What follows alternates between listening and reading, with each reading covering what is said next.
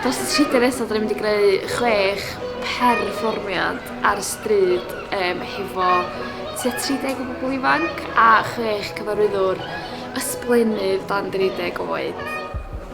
Gawn ni'n creu fatha sprinting. Pam ydych chi'n ei spoken word of the stress? No, mewn i'r craziness, mwy o bobl. Erbyn hanner awr wedi 3 heddiw dde. Da ni'n mynd i fod wedi creu 2 sioe. Da ni'n neud rhyw bethau ar y stryd ac o'r syniadau mae'n swnio'n really cool. Ie, mae o. Mae'n much bod y clas. Stuff nuts.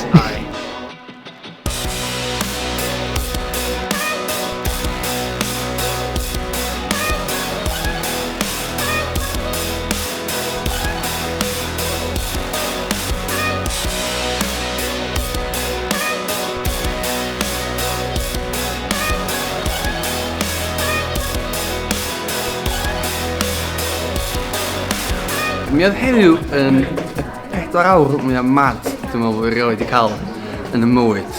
Ti'n meddwl amdano fo? Ti jyst fatha yn anghofio bod yna neb yna, ti jyst yn cael llwyth. So ni eisiau rhywbeth really bold, oedd yn neud statements really cool, oedd yn neud nhw deimlo'n really hyderus a really pwerus. Celfyddyda, da ni'n cyfuno at ei gilydd a jyst hefyd o'r fwn strydoedd.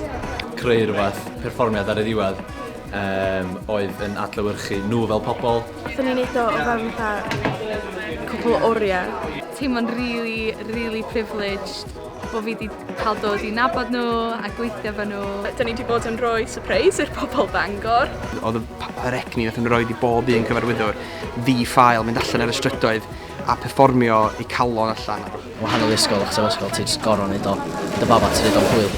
Eista nôl a gwachod nhw yn fatha deud be maen nhw eisiau ddeud. Fel hyn ydy'r peth mwyaf i fi, lleisio nhw'n cael ei glywed. Da ni'n mwy hyderus hefo pethau fel yma rwan. Wedi bod yn broses amazing cael gweithio efo'r pobl ifanc yma. Dim mor lle, mwy agor. Dysgu gymaint gyda nhw, a'i nerth nhw, dwi'n gwybod lle nhw'n cael nerth mae'n gyd o. Ond dysgu gymaint egni, swych. Fi jyst moyn dod nôl a neud y gyd to. Cyrraedd, cael hwyl, cael cinio, cael mwy o hwyl wedyn gadael.